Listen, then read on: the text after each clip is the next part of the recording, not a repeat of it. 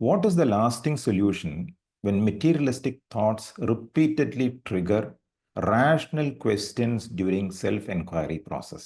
ആത്മവിചാരത്തിനിടെ ഭൗതികാവസ്ഥകളുടെ ചിന്തകൾ, materialistic thoughts, നിരന്തരം യുക്തി ചോദ്യങ്ങൾ ഉണർത്തുമ്പോൾ ശാശ്വതമായ പരിഹാരം എന്താണ് എന്നാണ് ചോദിക്കുന്നത്.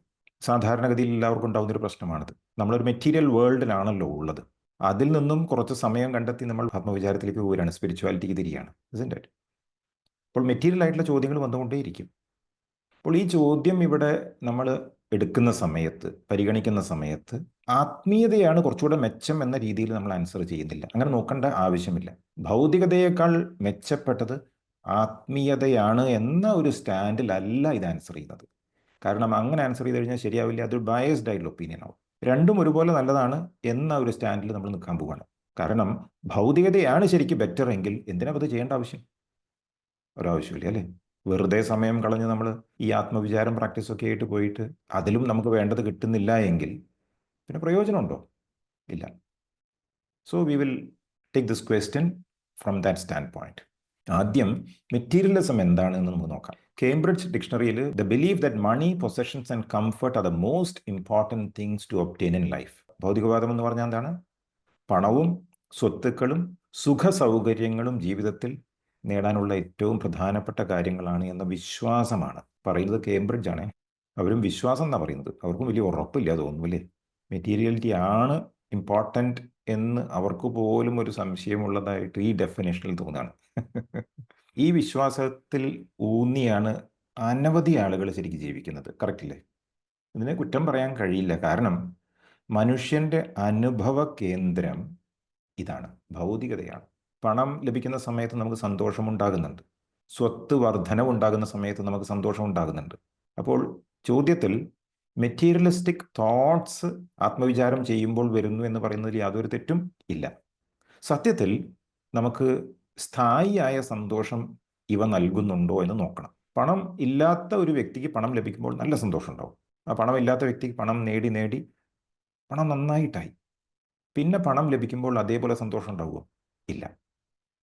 ഒരു പുതിയ കാറ് വാങ്ങുന്ന സമയത്ത് വലിയ ആഗ്രഹമായിരുന്നു, കിട്ടിയപ്പോൾ വലിയ സന്തോഷമായി. വളരെ സന്തോഷത്തോടെ ഡ്രൈവ് ചെയ്ത് പോവാണ്. റോഡിൽ ആരോ ഒന്ന് ഉരച്ചു. ഇതേ കാറ് തന്നെ നമുക്ക് ദുഃഖത്തിന് കാരണമായില്ലേ? ആയി. ആ കാറ് ശരിക്കും സന്തോഷം തരുന്നുണ്ടെങ്കിൽ കാറ് ഉള്ളിടത്തോളം കാലം നമുക്ക് സന്തോഷം ഉണ്ടാവണം. പക്ഷെ അത് കുറച്ച് ദിവസം കഴിഞ്ഞ് അത് മാഞ്ഞുപോയി. പുതിയ മോഡൽ ഇറങ്ങുമ്പോൾ പിന്നെ അത് വാങ്ങണമെന്നായി. ഇതുപോലെ തന്നെ എല്ലാം. ജ്വല്ലറി നോക്കിക്കോളൂ. പഴയതെല്ലാം വിറ്റ് എക്സ്ചേഞ്ച് ചെയ്ത് പുതിയത് വാങ്ങാനുള്ള കാരണം നമുക്ക് എപ്പോഴും പുതിയ മോഡൽസിനോടൊരു താല്പര്യമുണ്ട് അല്ലേ? റിലേഷൻഷിപ്പ് നോക്കൂ. നമ്മുടെ ബന്ധങ്ങളിൽ നമുക്ക് ഏറ്റവും കൂടുതൽ സന്തോഷം തന്നവർ തന്നെ നമുക്ക് പലപ്പോഴും ദുഃഖം തന്നുകൊണ്ടിരിക്കുന്നു. ഇതൊക്കെ ഒരു സത്യമാണ്. ഒരേ സംഗതിയിൽ ശരിക്കും സന്തോഷം സ്ഥായിയായിട്ടില്ല എന്ന സത്യം നമ്മൾ നമ്മുടെ ജീവിതത്തിൽ നിന്ന് മനസ്സിലാക്കണം. പേരും പ്രശസ്തിയും എത്ര കിട്ടിയാലാ മതിയാവുക? എത്ര കിട്ടിയാലും മതിയാവില്ല. ഇതിവിടെ കാണിക്കാനുള്ള കാരണം ഈ റാഷണൽ തിങ്കിങ് പറഞ്ഞുവല്ലോ. അതേ റാഷണൽ തിങ്കിങ് ഉപയോഗിച്ച് നമ്മൾ മനസ്സിലാക്കണം, ഈ പറയുന്ന മെറ്റീരിയലിസ്റ്റിക് ആയിട്ടുള്ള സംഗതികളൊന്നും നമുക്ക് സ്ഥിരമായി സന്തോഷം തരുന്നില്ല എന്ന്. It does not bring lasting happiness. Maharshi പറയുന്നു, happiness is inherent in man and is not due to external causes. സന്തോഷം മനുഷ്യനിൽ അന്തർലീനമാണ് എന്നാണ് മഹർഷി പറയുന്നത്. And not due to external causes. ബാഹ്യ കാരണങ്ങൾ കൊണ്ടുണ്ടാകുന്നതല്ല. One must realise his self in order to open the store of unalloyed happiness. കലർപ്പില്ലാത്ത സന്തോഷത്തിൻ്റെ ഭണ്ഡാരം തുറക്കാൻ എന്താ പറയുന്നത്? Realise his self. ആത്മസാക്ഷാത്കാരം നേടണമെന്നാണ്. അപ്പോൾ മെറ്റീരിയലിസം ശരിക്കും മോശമൊന്നുമല്ല. But if you really want to appreciate materialism, you must be realised. നിർബന്ധമാണ്. അപ്പോൾ നമ്മൾ ഈ ഒരു എക്സസൈസ് ചെയ്യുമ്പോൾ, ആത്മവിചാരം ചെയ്യുമ്പോൾ മെറ്റീരിയലിസ്റ്റിക് തോട്ട്സ് വരുന്നുണ്ട് എന്നാണല്ലോ ചോദ്യം. സെൽഫ് എൻക്വയറി പ്രാക്ടീസ് ചെയ്യുന്ന സമയത്ത് റാഷണൽ ക്വസ്റ്റ്യൻസ് വരുന്നു എന്നാണ് പറയുന്നത്, ട്രിഗർ ചെയ്യുന്നു എന്നാണ് പറയുന്നത്. അപ്പോൾ നിങ്ങൾ റാഷണലി കൺവിൻസ് ചെയ്യണം നിങ്ങളെ തന്നെ. എന്ത്? These material things do not bring happiness.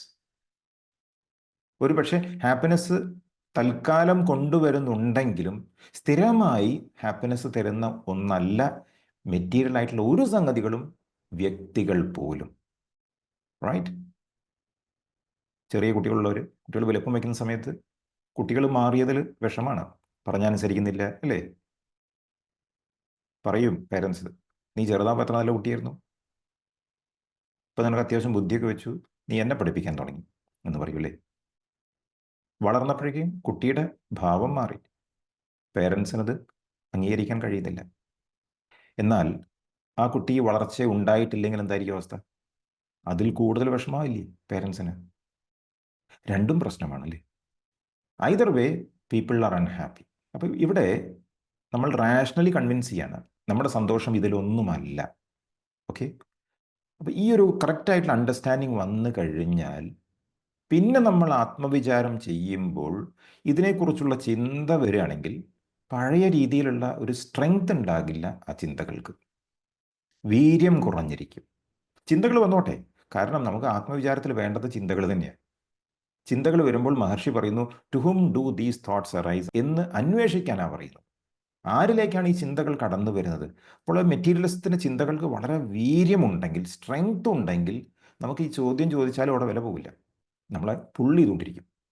പക്ഷേ once you rationally convince yourself, ഈ മെറ്റീരിയലിസ്റ്റിക് ആയിട്ടുള്ള കാര്യങ്ങൾക്ക് എനിക്ക് എത്രയേ സന്തോഷം തരാൻ സാധിക്കുള്ളൂ എന്ന് നിങ്ങൾക്ക് തന്നെ ബോധ്യപ്പെടുത്തിയാൽ പിന്നെ ആത്മവിചാരത്തിൽ വലിയ പ്രശ്നമില്ല.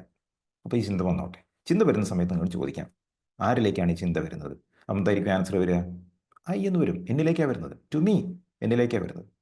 അപ്പോൾ മഹർഷി പറയുന്നത് ഹു am I, ആ ഞാനുണ്ടല്ലോ, ആ ഞാൻ ആര് എന്ന് അന്വേഷിക്കാനാണ് മഹർഷി പറയുന്നത്.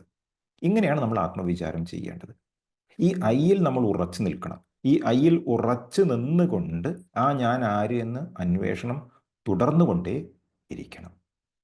സ്ലോലി നിങ്ങൾക്ക് നിങ്ങളുടെ സെൽഫ് എന്ത് എന്നറിയാൻ സാധിക്കും. ശ്രദ്ധ ഉള്ളിലേക്ക് തിരിച്ചു പിടിക്കുന്ന സമയത്ത് ഞാൻ എന്ന ആ സ്പന്ദനം ഉണ്ടല്ലോ ഉള്ളിൽ, അതെവിടെയാണ് തോന്നുന്നത് അത് നോക്കണം. ആ തോന്നുന്നവൻ അല്ലെങ്കിൽ തോന്നുന്നവൾ ആര് എന്ന് അന്വേഷിക്കണം. ഇങ്ങനെയാണ് നമ്മൾ അന്വേഷണം മുന്നോട്ട് കൊണ്ടുപോകേണ്ടത്. ഹു am I എന്നുള്ളത് മനസ്സിൽ ചോദിക്കുന്ന ഒരു ചിന്തയല്ല കേട്ടോ, ഒരു ചോദ്യമല്ല. മനസ്സിൽ ചോദിക്കുന്ന ഒരു ചോദ്യമല്ല ശരിക്കും ഹു am I. പലർക്കും അവിടെയാണ് പ്രശ്നം ഉണ്ടാകുന്നത്. മനസ്സിൽ ചോദിക്കുന്ന ഒരു ചോദ്യമാണെങ്കിൽ അതൊരു ചിന്തയാണ്. ഒരു ചിന്തയാണെങ്കിൽ ആ ചിന്തയ്ക്ക് നിങ്ങൾക്ക് മറ്റൊരു ചിന്ത വരും, അതിന് നിങ്ങൾ ഉത്തരം എന്ന് പറയും, അതും ഒരു ചിന്തയാണ്. ഞാൻ ആര് എന്ന് നിങ്ങളുടെ മനസ്സിന് പറഞ്ഞുതരാൻ പറ്റുമോ? പറ്റില്ല. കാരണം ഈ ഞാൻ എന്നത് മനസ്സിന് അതീതമായൊരു സത്യമാണ്. അതുകൊണ്ട് മനസ്സ് നിങ്ങളോട് എന്ത് പറഞ്ഞാലും അത് ശരിയാകില്ല. മനസ്സ് പറയുന്ന ഉത്തരം നിങ്ങൾ സ്വീകരിക്കാൻ പാടില്ല എന്നർത്ഥം. ഓക്കെ, ഇങ്ങനെ നിരന്തരമായിട്ടുള്ള പ്രാക്ടീസിലൂടെ എന്ത് വേണം? നിങ്ങൾക്ക് മെറ്റീരിയലിസ്റ്റിക് ആയിട്ടുള്ള ചിന്തകളെ ഈസി ആയിട്ട് ടാക്കിൾ ചെയ്യാൻ സാധിക്കും. മഹർഷിയോട് ഒരു ചോദ്യം ആരോ ചോദിച്ചു, the world is materialistic, what is the remedy for it? ലോകം ഭൗതികതയിൽ മുങ്ങിക്കുളിച്ചിരിക്കുകയാണ്, എന്താണ് പ്രതിവിധി എന്നാണ് ചോദിച്ചത്. മഹർഷി പറഞ്ഞു, materialistic or spiritual, it is according to your outlook, make your outlook right എന്നാ പറഞ്ഞു. ഈ ലോകം ഭൗതികമാണോ അതോ ആത്മീയമാണോ, അത് നിങ്ങളുടെ വീക്ഷണത്തിനനുസരിച്ചാണ് പറഞ്ഞത്. നിങ്ങളുടെ കാഴ്ചപ്പാട് ശരിയാക്കാനാണ് മഹർഷി പറഞ്ഞത്. അപ്പോൾ ഇതിൻ്റെ അർത്ഥം എന്താണ്? ഈ ചോദ്യത്തിൽ തന്നെ ഒരു ചെറിയ പിശകുണ്ട് എന്ന ഒരു മീനിങ് വന്നില്ലേ? ഈ ലോകം മെറ്റീരിയലിസ്റ്റിക് ആണ് എന്ന് പറഞ്ഞപ്പോൾ മഹർഷി പറയുന്നത് മേക്ക് യുവർ ഔട്ട്ലുക്ക് റൈറ്റ് എന്നാണ്. സത്യത്തിൽ ഈ ലോകം മെറ്റീരിയലിസ്റ്റിക് അല്ല, ഈ ലോകവും സ്പിരിച്വൽ ആണ്. പക്ഷെ അതെപ്പോഴും നമുക്ക് അറിയാൻ സാധിക്കുക, നമ്മളും സ്പിരിച്വലായി മാറണം. അപ്പോഴാണ് ഈ മെറ്റീരിയലിസ്റ്റിക് ആയിട്ടുള്ള ലോകത്തിൻ്റെ പുറകിലുള്ള സ്പിരിച്വൽ നേച്ചർ നമുക്ക് മനസ്സിലാക്കാൻ സാധിക്കുകയുള്ളൂ. അപ്പോൾ ഇവിടെ മെറ്റീരിയലിസം വേണ്ട എന്നർത്ഥമില്ല, അതിനുവേണ്ടി പരിശ്രമിക്കേണ്ട ആവശ്യമില്ല എന്നും അർത്ഥമില്ല. പക്ഷേ അതിലൂടെ സദാ സന്തോഷം കിട്ടും എന്ന തെറ്റായ ചിന്ത ഒഴിവാക്കുകയാണ് നമ്മൾ വേണ്ടത്.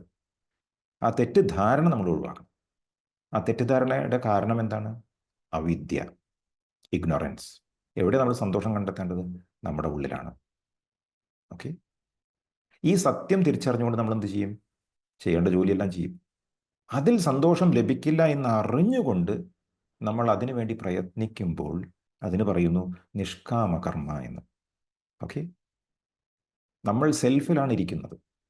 ആ സെൽഫിൽ ഇരുന്നു കൊണ്ട് നമ്മൾ കർമ്മം ചെയ്യുന്നു. So you take action without expecting results. അതാണ് ശരിയായ മെറ്റീരിയലിസ്റ്റിക് ആയിട്ടുള്ള ലൈഫ്. ഇതാണ് ലാസ്റ്റിംഗ് സൊല്യൂഷൻ. ചോദ്യം അതായിരുന്നു, ശാശ്വതമായ പരിഹാരം എന്താണ്? ശാശ്വതമായ പരിഹാരം ഇത് തന്നെ. അങ്ങനെ നിൽക്കുന്ന സമയത്ത് what will happen? You will come to this state. പൂർണ്ണമായി ചോദിക്കുന്ന സമയത്ത് you get to the understanding. ആ തോട്ട്സിലും യാതൊരു പ്രസക്തിയില്ല. റിപ്പീറ്റഡ്ലി ട്രിഗർ ചെയ്യില്ല. നിങ്ങളുടെ പ്രാക്ടീസ് സ്റ്റെബിലൈസ് ആകും. And slowly you will start having momentary realisations. Realisations കുറച്ച് കിട്ടിക്കഴിഞ്ഞാൽ ഈ ചോദ്യത്തിന് യാതൊരു പ്രസക്തിയില്ലെന്ന് നിങ്ങൾക്ക് മനസ്സിലാവും. അതുവരെ ഇത് പ്രാക്ടീസ് ചെയ്യാം. Okay, good.